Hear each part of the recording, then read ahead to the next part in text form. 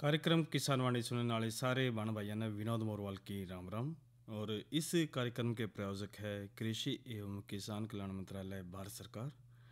बहनों और भाइयों, मौसम बिल्कुल बदलता जा रहा है। अगर जो कल की बात करें तो देखो आंधी के साथ भाई ओले भी पड़े कई जगह, और नुकसान तो देखो ज़रूर होता ही है। जब प्राकृतिक आपदा आती है तो हमने ज़रूर ध्यान रखना चाहिए, और प्रकृति के साथ हमने खिलवाड़ नहीं करना चाहिए। प्रकृति ठीक भी रहती है। और साथियों देखो, बदलाव जीवन का एक अभिन्न अंग है, और बदलाव चाहे किसी भी चीज़ में हो तो बदलाव के साथ साथ जो व्यक्ति समय के अनुसार भाई बदलाव लाता है वो हमेशा आगे बढ़ता है। तो आज यदि हम देखें, किसान जो है अपनी फसल उगाता है, और खेतों का जो इसका बदलता स्वरूप है, और हम देखते भाई कृषि आज बदलते स्वरूप की तरफ है। और पहले तो भाई परंपरागत खेती होती थी, लेकिन आज जो बदलाव, जो समय की जो डिमांड है, एक से एक बढ़िया चीज़ों को हम उसमें लेते हैं, और भाई उससे देखो भरपूर हमें फ़ायदा तो मिलता है। साथ के साथ हमारे जो ज्ञान में भी इसमें बढ़ावा मिलता है, और भाई मुनाफा बहुत अच्छा होता है। और नू क्या करे भाई कि टाइम गेला जो चलेगा उसकी खेती भी बढ़िया होगी भाई, और वो आगे भी रहेगा। तो कार्यक्रम की देखो शुरुआत तो हम हमेशा एक प्रश्न से करते हैं, और आज का जो हमारा कृषि प्रश्न है, देश का पहला एकीकृत मधुमक्खी विकास केंद्र कहाँ पर स्थित है, इसका आपने भाई उत्तर देना है। और इसका जो उत्तर है वो केवल हमारे को एसएमएस के माध्यम से अपना फ़ोन पर देना है, और जिसका नंबर है 9466021336, यानी 94 660 21 336 पर आपको एसएमएस के माध्यम से 6:50 से पहले भाई हमारे को एसएमएस करना है। और प्रश्न है, देश का पहला एकीकृत मधुमक्खी विकास केंद्र कहाँ स्थापित किया गया है, उसका अपना उत्तर बताना भाई। हरियाणा में तो कौन सा जिला है वो। और भाई देखो हमारे धोरबी है वो, और एक हिंट सा हमने ज़रूर दिया, तो भाई तावड़े से एसएमएस आप हमारे को ज़रूर कीजिए। और भाई जो विजेता जो श्रोता होगा भाई उसका नाम भी लोगे, बधाई भी दोगे। तो बिना किसी देरी के भाई 6:50 तक पहले आप हमारे को इसका उत्तर ज़रूर लिखें। और आज हम जो चर्चा जिस तरह कर रहे थे भाई, समय बदलाव की तरफ है, तो बदलाव के साथ यदि हम देखें तो भाई जो प्रगतिशील किसान बहन भाई है भाई, वो भी बदलाव के माध्यम से अपने को आगे बढ़ा रहे हो। और आज जो कार्यक्रम में हम जो चर्चा लेकर आए हैं, गिलोय की काश्त की चर्चा करेंगे। साथ के साथ साथियों आज की नसीहत में हम बात करेंगे खेतों में फसलों की पैदावार किस तरह करें, और भाई नींबू वर्गीय बागों की कीटों से रक्षा की बात करेंगे, और कुछ दाना पानी है की बात करते हैं। और भाई जो लोकतंत्र का तो महापर्व चल ही रहा है, और उसकी भाई अच्छी तरह गूंज सारे का चल रही है, तो थोड़ी सी गूंज हम भी बढ़ाओगे ज़रूर, और इसमें हमने भागीदारी सुनिश्चित ज़रूर करेंगे। तो साथियों आज सबसे पहले हम जो चर्चा ज़रूर कर लेते हैं, इसमें गिलोय की काश्त की बात कर लेते हो। बहनों और भाइयों देखो, जो गिलोय है वो एक बहुवर्षीय उपयोगी लताश है, और इसका जो वनस्पति है वो कुल मैनिस्प्रेमेसी है, और भारत के भाई अलग अलग जंगलों में प्राकृतिक रूप से यह पाई जावा है। और बाजार में यह गुड़ची या फिर गिलोय के नाम से भी हम इसे न जाना है। और इसमें भाई गुरबेल है, अमृता है, मधुपर्णी नाम से भी हम इसने कई जगह जाने से। जो बेल नीम वृक्ष पर बढ़ती है भाई, उसने हम नीम गिलोय कह देते हैं। तो इस लता की जो विभिन्न उपयोगिताओं को देखते हो भाई, इसकी जो खेती ना केवल व्यावसायिक रूप से बहुत ज़्यादा लाभकारी पाई गई है, लेकिन भाई औषधीय रूप से भी बहुत लाभकारी है। और इसके वृक्ष की जो छाल है वह भूरी अथवा पीलेपन लिए सफ़ेद रंग, और पत्ते चौड़े आगे तक नुकीले होते। तो भाई जो गर्मियाँ में छोटे छोटे जो फूल लगते हैं, और फल शीत ऋतु में आता है। और इसकी जो पत्ती है और शाखाएं है वो औषधि के रूप में भी भाई बहुत ही काम आता है। तो इसने भाई सजावटी और सुंदर बेल के रूप में भी बागों में भी हम लगाते हैं। और भाई इसकी बात ऊंचाई की करे तो भाई प्राकृतिक रूप से भाई या 3000 मीटर ऊंचाई तक या हमने मिल जाती है। और औषधीय उपयोग की बात इसमें हम ज़रूर कर लेते हैं गिलोय की खेती की। देखिए जो औषधीय उपयोग जब हम बात करें तो इसकी जो जड़ है और पत्ती का जो विभिन्न औषधियों का निर्माण के उपयोग में हम करते हैं। और इसकी जो जड़ है वो वमनकारी होया करे, और इसका जो कवात है वो सांप के विष को दूर करता है। और जो सूखे फल के जो पाउडर को घी या फिर शहद के साथ मिलाकर एक भाई इसमें टॉनिक का भी काम करता है। और भाई जो यह है जो पीलिया और गठिया रोग में भी भाई बहुत लाभदायक है। होती है। और इसकी जो पत्तियां है वो में प्रोटीन की मात्रा बहुत ज़्यादा होती है और फास्फोरस और कैल्शियम भी इसमें भाई मौजूद होता है। और इसके जो पत्तों का जो रस है वो भाई गठिया रोग में भाई लाभदायक रहता है। तो गिलोय, सोठ और वृंत पंचमूल कवात प्रस्तुति जबर को ठीक करता है। और भाई इसी तरह जो इसके उपयोग की बात करें तो गिलोय रस और कुष्मांड रस मिश्री के साथ लेने से भाई अम्लपीत में भी लियो लाभदायक रहता है। तो गिलोय तथा शतावरी का कवाथ पीने से जो श्वेत प्रदर रोग में लाभ होता है। और गिलोय तथा ब्राह्मी लेने से दिल की जो धड़कन है वह भी इस पर भाई नियंत्रण रहती है। और गिलोय, ब्राह्मी और शंख पुष्पी चूर्ण को आंवले के साथ लेने से भाई इसमें रक्तचाप भी हमारा ठीक रहता है। तो देखिए जो औषधियाँ है और हमारे जो बड़े बुजुर्ग हैं भाई उन्होंने खोज करी और इन चीज़ों को बताया और एक जो अनुभव के साथ भाई ये बात उन्होंने साझा करी और उन्हीं बातों को हम भाई आगे बढ़ा रहे हैं।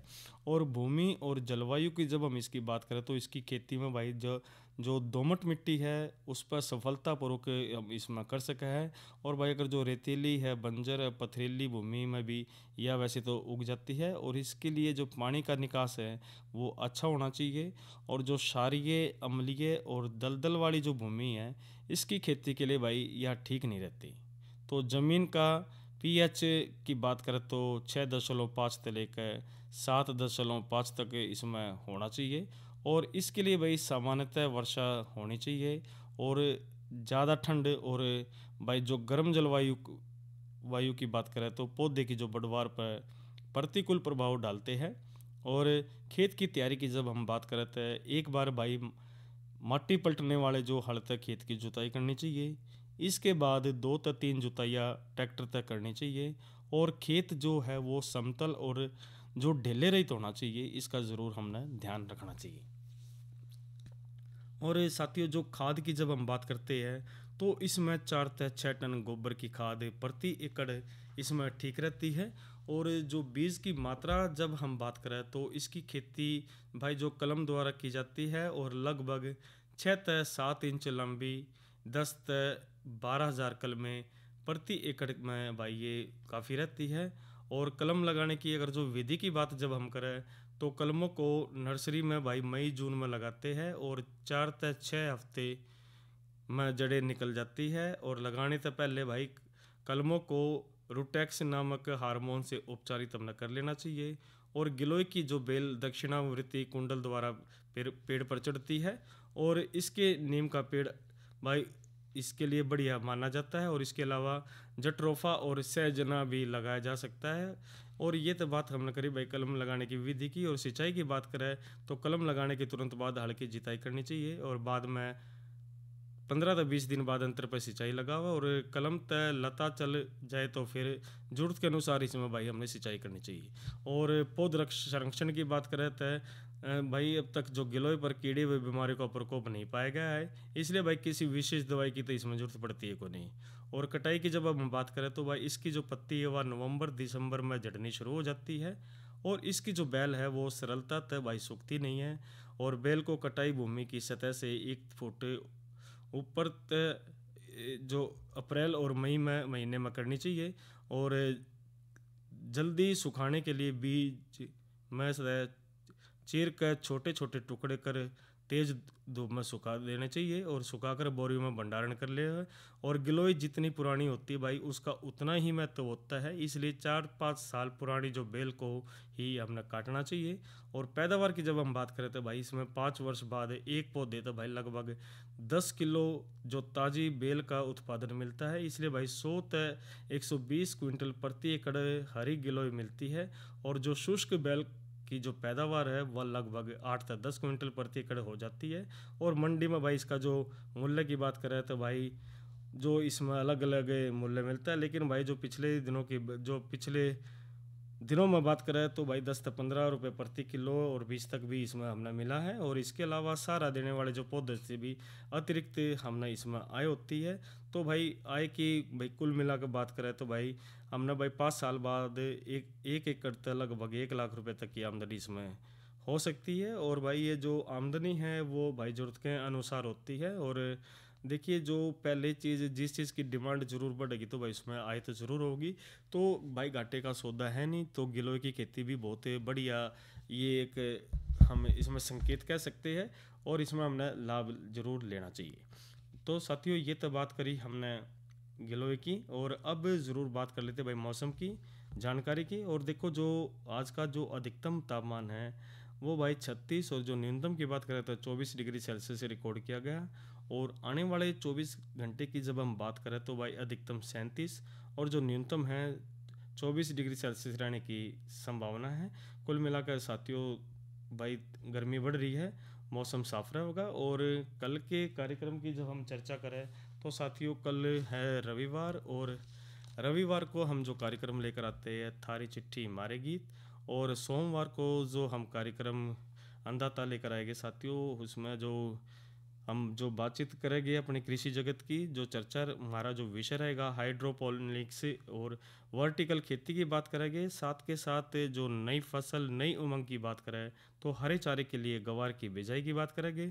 और भाई अन्य जो जानकारी है प्राकृतिक खेती की भी ज़रूर देंगे, कीटनाशक और इसमें बात हम ज़रूर बताएंगे। तो साथियों, ये तय आने वाले कार्यक्रमों की जानकारी, और आज की नसीहत में भी हम बात करेंगे खेतों में फसलों की पैदावार कैसे बढ़ाए। लेकिन साथियों, घनी देर होली, थोड़ा मनोरंजन भी जरूर होना चाहिए। और आज जो रागनी हम आपको भाई सुना रहे, कुत्ता मार बंजारा रोया, और बढ़िया रागनी से सुनते हैं इस रागनी को कार्यक्रम किसान वाणी में। कुत्ता मार बंजारा रोया, वाहे कहानी बनगी।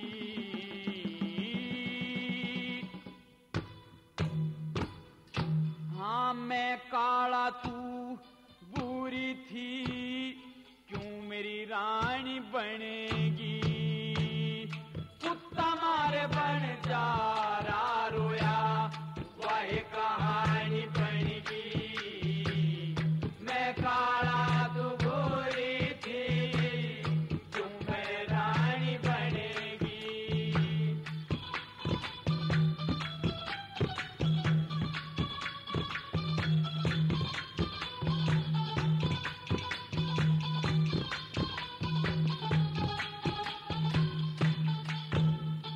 बल्ला सारे खोट मेरे में कटे, फिर भी को न सरातने।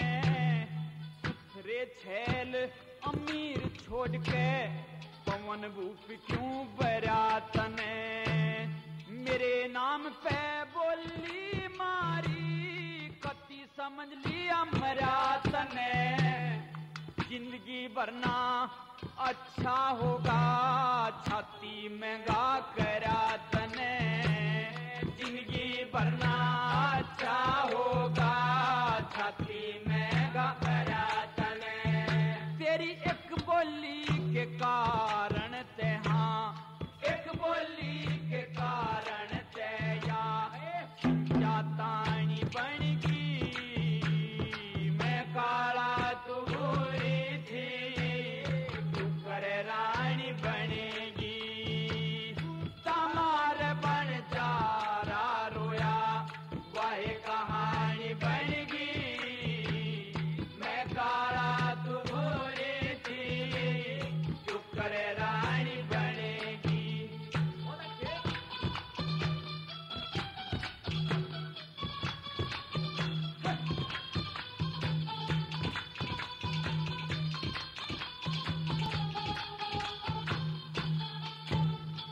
बल्ला मन की सोची, मन की सोची मन में रहेगी। तेरी बात अधूरी, ब्याह की टाल करा देती थी, पेज परण की पूरी। रूप हुसन पे घमंड कराती, अक्ल में कम सूरी। तेरे लेखे आते दुनिया काली, तू आपे में भूरी। हाँ तेरे लेखे दुनिया काली, तू आपे में भूरी। हाँ तेरी जोड़ का पति मिलाना, तेरी जोड़ी जोड़ का पति मिलाना उते इसी सिठानी बनगी मैं काला तू भूरी थी मेरी तू कर रानी बनेगी तू तमार बन जा रा रोया वाहे कहानी बनगी मैं काला तू भूरी थी मेरी तू कर रानी बनेगी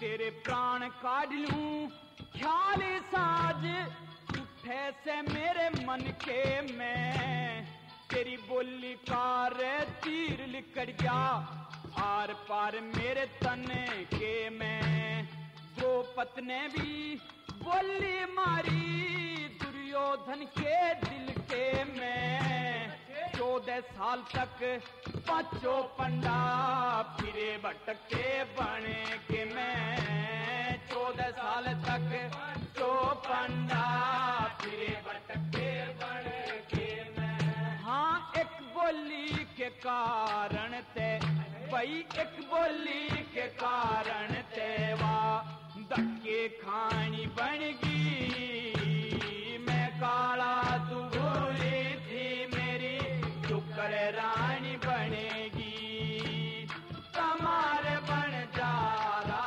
रोया वाहे कहानी बनगी मैं काला तू भूली थी मेरी तू कर रानी बनेगी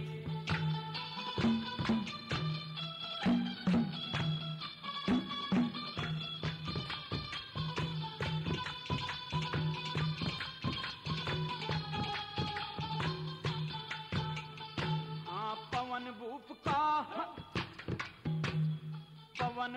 का हुक्म ईसा तन मिल गया महल दुहागन घोड़ा बाणा बांस हाथ में उड़ा का गयोर का गणे तीर मर्द का मेल खत्म हुआ किसी रही सुहागने बिना पति तेरे न्यू है जांगे तुके सामने फागण हाँ बिना पति तेरे न्यू है जांगे तुके सामने फागण हाँ मेहर सिंह ना दोस्त किसी का मेहर सिंह ना दोस्त किसी का तेरी दुश्मन पानी बनगी मैं काला तू भूली थी मेरी तू कर रानी बनेगी तू तमार बन जा रा रोया वाहे कहानी बनगी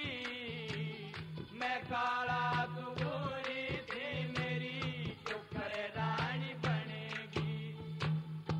तो साथियों ये तो आपने रागनी सुनी कार्यक्रम किसानवाणी में, और अब रागनी के बाद भाई ज़रूर चर्चा कर लेते हैं कार्यक्रम किसानवाणी में अन्य जो महत्वपूर्ण जो विषय लेकर आ रहे हैं। और साथियों आज आपको बता देते हैं कि भाई देखो FM 101.4 आकाशवाणी केंद्र से तो आप कार्यक्रम हमारे सुनते हैं। साथ के साथ भाई जिस तरह ज़माना बदल रहा है तो मोबाइल सारा के हाथ में है, जेब में है, तो भाई न्यूज़ ऑन AIR आप डाउनलोड कीजिए और हमारे केंद्र से भाई जो लाइव जितने भी कार्यक्रम हैं आप उस ऐप के माध्यम से भाई सारे कार्यक्रम सुन सकते हैं। और साथ के साथ AIR कुरुक्षेत्र यूट्यूब चैनल भी है साथियों, जो जितने भी हम कार्यक्रम तकरीबन हम जो प्रसारित करते हैं, जो मुख्य कार्यक्रम है उसको भाई हम अपलोड भी करते हैं। और भाई कोई कार्यक्रम छूट भी जाता है तो भाई आप उस पर दोबारा उस कार्यक्रम को भाई सुन सकते हैं और महत्वपूर्ण जानकारियाँ का आप उनको साझा ज़रूर कर सकते हैं। तो साथियों बात हम ज़रूर कर रहे थे कि कार्यक्रम के शुरुआत में जो आज का कृषि प्रश्न था कि देश का पहला एकीकृत मधुमक्खी विकास केंद्र कहाँ पर स्थापित किया गया, तो भाई इसका सही उत्तर है कुरुक्षेत्र। और भाई कुरुक्षेत्र में ही देश का पहला एकीकृत मधुमक्खी विकास केंद्र स्थापित किया गया है। और इसका जो सही उत्तर है भाई हिसार से आया प्रोफेसर जय भगवान खनगवाल ने, और इसका सही उत्तर दिया है और आपको बधाई। और भाई अन्य कोई हमारे पास उत्तर आया नहीं तो भाई कोशिश ज़रूर कीजिए कि भाई आज कल तो आपके पास बहुत साधन है तो भाई जानकारी ज़रूर आप बढ़ा सकते हैं। और अब बात ज़रूर कर लेते हैं साथियों, इसमें जो जीवंत लोकतंत्र के महापर्व की एक जानकारी आपको ज़रूर दे देते हैं, क्योंकि भाई देखो 25 मई को मतदान है, तो मतदान में हमने अपना जो इसमें ज़रूर भाग लेना चाहिए। और सभी मतदाताओं से ये अपील है कि जीवंत और उत्तरदायी लोकतंत्र के लिए भारतीय संसदीय चुनाव 2024 में आप अपने मताधिकार का प्रयोग अवश्य करें। अपने मत के प्रयोग से आप देश के में जीवंत लोकतंत्र का जो बढ़ावा देने में अपनी भूमिका ज़रूर निभा सकते हैं, और आप अपने से जुड़े सभी लोगों का मतदान करने के लिए भी प्रेरित कर सकते हैं।